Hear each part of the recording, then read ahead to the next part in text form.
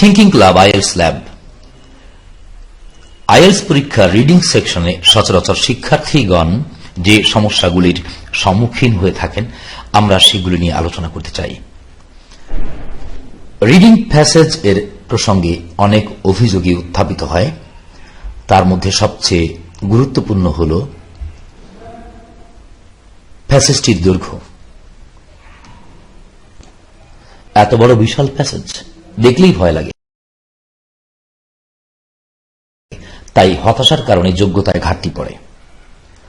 পড়া কিছুটা শুরু করি বটে, কিন্তু কিছু দূর গিয়ে ভুলে যাই কোথায় শুরু করেছিলাম। অর্থাৎ মোটের উপর অভিযোগ একটাই, প্যাসেজটি অত্যন্ত বড়। আসলে প্যাসেজটিকে যদি বড় বলে অনুভব করাই হয় তাহলে এই দুটি সমস্যা যে এসে হাজির হবে তা তো বোঝাই যাচ্ছে।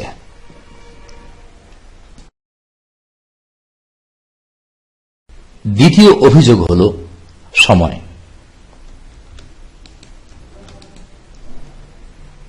প্যাসেজটি বেশি বড় হওয়ার কারণেই সমস্যা, নইলে পারা যেত। বড় হওয়ার কারণে নির্ধারিত সময়ের মধ্যে তা পড়ে শেষ করা যায় না, তার প্রশ্নগুলিও উত্তর দিয়ে শেষ করা যায় না। কিন্তু আমরা এই প্রসঙ্গে একটি প্রশ্ন করব, সময় যদি 3 গুণ বাড়িয়ে দেওয়া হতো তবুও কি 100% প্রশ্নের জবাব আপনি সঠিকভাবে দিতে পারতেন? নিজেকে এই প্রশ্নটি করলে আসলে বোঝা যায় আমাদের যে অভিযোগ তা যুক্তিসঙ্গত বটে, কিন্তু আবার তা পুরোপুরিও ঠিক নয়।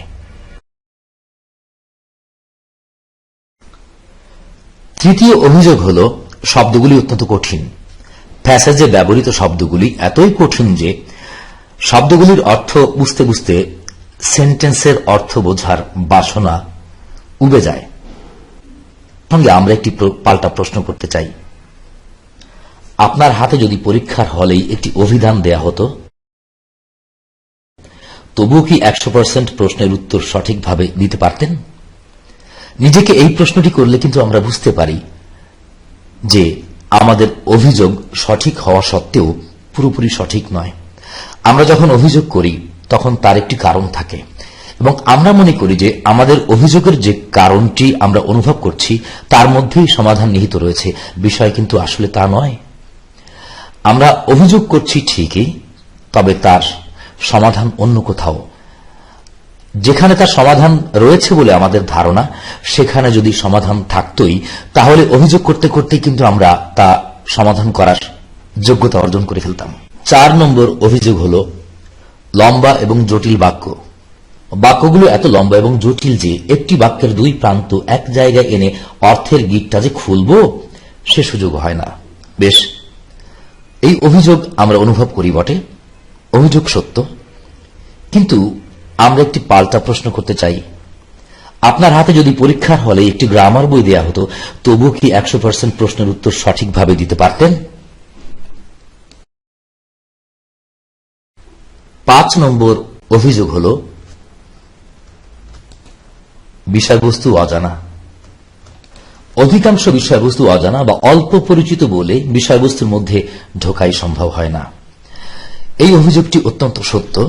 সচরাচর আমরা অধিকাংশ ক্ষেত্রেই খুব বেশি লেখাপড়া করি না, জ্ঞানের বিভিন্ন শাখায় সচরাচর বিচরণ করি না। ফলে জ্ঞানের কোন একটি অজানা শাখা থেকে একটি আর্টিকেল তুলে এনে দিলে আমরা তার শব্দ বাক্য সব বুঝতে পারা সত্ত্বেও সেই বিষয়বস্তুর মধ্যে সচরাচর প্রবেশ করতে পারি না। এর সমাধান রয়েছে বটে। এর সমাধান পেতে হলে যে সারা বিশ্বের সবকিছু পড়ে ফেলে শেষ করতে হবে তা নয়, তবে কিছু পড়ারও প্রয়োজন রয়েছে। আবার যদি কিছু পড়া নাও থাকে তবুও তার সমাধান সম্ভব। অনেকে অভিযোগ করেন যে যে ধরনের জটিলতা প্যাসেজটির সঙ্গে জড়িয়ে থাকে তা গ্রহণযোগ্য, তবে সময়টি একটু বাড়ালে ভালো হতো। ফলে তারা বলেন সময় তো কম যে এই সময়ের মধ্যে প্যাসেজটি পড়েই শেষ করা যায় না। উত্তর দেওয়া তো দূরের কথা, বিষয়টি অত্যন্ত গুরুত্বপূর্ণ। ওই সময়ের মধ্যে প্যাসেজটি পড়েই শেষ করা যায় না। আপনি কল্পনা করুন যে ওই প্যাসেজটি একই দৈর্ঘ্যের একটি প্যাসেজ বাংলাতেই দেওয়া হয়েছে, হয়তো বঙ্কিমচন্দ্রের বাংলার মতো এরকম একটি জটিল পর্যায়ের বাংলাতে দেওয়া হয়েছে। তাহলেও কি আপনি যথাসময়ের মধ্যেই তা পড়ে শেষ করতে পারতেন? আসলে বিষয়টি তা নয়। এত বড় প্যাসেজ এত অল্প সময়ের মধ্যে পড়ে ফেলে তার জবাব দিতে হবে, এভাবে কেন প্রশ্ন করা হচ্ছে?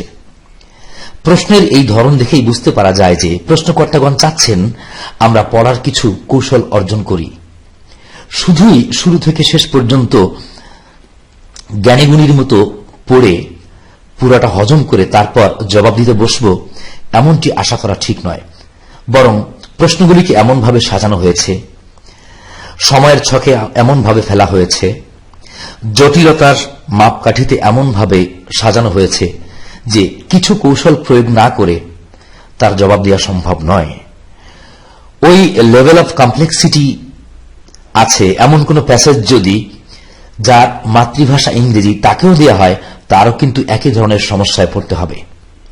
7 নম্বর অভিযোগ হল একাধিক উত্তরই সঠিক। অর্থাৎ অনেক সময় মনে হয় একই প্রশ্নের ক্ষেত্রে একাধিক উত্তরই সঠিক। প্রশ্নের যতগুলি অপশন দেয়া থাকে তার একাধিক অপশনকে যদি সঠিক বলে মনে হয় তাহলে তো তালগোল পাকিয়ে ফেলারই কথা। কিন্তু কেন এরকম মনে হয়? আমরা প্যাসেজটির অর্থ পুরোপুরি বুঝতে পারিনি বলেই তো কোন প্রশ্নের একাধিক জবাব দেয়া থাকলে আমরা মনে করে ফেলি যে একাধিক জবাবই হয়তো সঠিক হতে পারে। সঠিকটিকে চিহ্নিত করতে ব্যর্থ হওয়ার কারণেই ভুলটিকেও আমরা সঠিক বলে মনে করে ফেলি।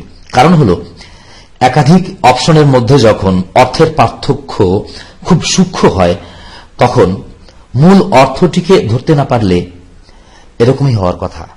এই যে সমস্যাগুলিকে আমরা চিহ্নিত করেছি সেগুলিকে চিহ্নিত করতে আমাদের কোনো সমস্যা হয় না, কিন্তু এই সমস্যাগুলি কিভাবে সমাধান করা যায় সে ব্যাপারে আমরা নিজেরাই চিন্তা করতে বসি এবং চিন্তা করতে করতে এক পর্যায়ে আমরা সমাধানের একটি ছক মনের মধ্যে তৈরি করে ফেলি, আর সেই ছকটি আমাদেরকে সবচেয়ে বেশি বেকায়দায় ফেলে দেয়। আমরা ভাবি যে প্রতিটি সমস্যার চরিত্র আলাদা। একই প্যাসেজের উপরে যতগুলি প্রশ্ন দেওয়া হয়েছে তার প্রতিটি প্রশ্নের ধরন যেহেতু আলাদা, সেহেতু প্রতিটি প্রশ্নের জবাব দিতে হলে নিজেকে যেভাবে উপযুক্ত করে তুলতে হয় তার জন্য ভিন্ন ভিন্ন স্ট্র্যাটেজি অবলম্বন করা উচিত। আর এই কারণে স্ট্র্যাটেজির পর স্ট্র্যাটেজি আমরা শিখতেই থাকি, গুরুর পর গুরু আমরা ধরতেই থাকি, কোচিং সেন্টারের পর সেন্টার আমরা যেতেই থাকি, কিন্তু আমাদের থলিতে কৌশলই বাড়তে থাকে, দক্ষতার বাড়ে না। বরং আমরা সন্ধান করছি সেই দৃষ্টিভঙ্গির, সেই পদ্ধতির যে পদ্ধতি অনুযায়ী একটি প্যাসেজকে পড়লে তার উপর যত ধরনের প্রশ্নই করা হোক, যেভাবেই প্রশ্নই করা হোক, ওই এক রিডিং বা 2 রিডিং থেকে সব প্রশ্নের জবাব দেয়া সম্ভব হবে।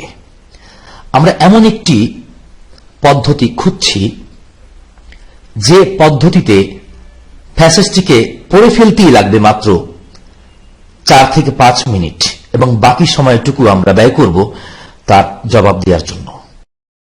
আর এভাবে আমরা অধিকাংশ সময়ে যেন 100% প্রশ্নের জবাব দিতে পারি সেভাবে নিজেদেরকে গড়ে তুলতে পারব।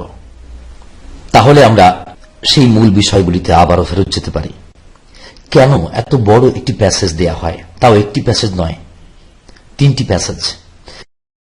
কেন প্রতিটি প্যাসেজ রচনার দৃষ্টিভঙ্গি থেকে এত জটিল, দৈর্ঘ্যের বিচারে এত বড়, শব্দচয়নের দৃষ্টিভঙ্গি থেকে এত উঁচু মানের? কেন? আসলে আমরা রিডিং এর প্রকৃত পদ্ধতি জানি কিনা তা যাচাই করার জন্যই প্যাসেজটিকে এভাবে সাজানো হয়। তাই যদি হয়ে থাকে তাহলে রিডিং এর প্রকৃত পদ্ধতি না শিখে আমরা কিভাবে আশা করি যে প্যাসেজটির প্রশ্নের উত্তরগুলি আমরা দিতে পারব? হ্যাঁ, 2-1 ব্যক্তির ক্ষেত্রে তা হয়েই থাকে। পৃথিবীতে সবার প্রতিভা সমান নয়, কিন্তু অধিকাংশ পাঠকের ক্ষেত্রে পড়ার একটি পদ্ধতি অবলম্বন করা জরুরি। এমনকি যিনি অত্যন্ত মেধাবী তার ক্ষেত্রেও নিজের মেধার চেয়ে পদ্ধতির উপর আস্থা রাখা বেশি জরুরি। নিজের মস্তিষ্কের উপর পুরো আস্থা রাখা কখনোই সম্ভব নয়। তাই আমরা একটি প্রশ্ন বারবার করব নিজেদের অ্যাওয়ারনেস বা সচেতনতাকে জাগিয়ে তোলার জন্য। এমন কি কোনো পদ্ধতি আছে যা অনুসরণ করলে সবগুলি সমস্যার সমাধান একই সাথেই হয়ে যাবে?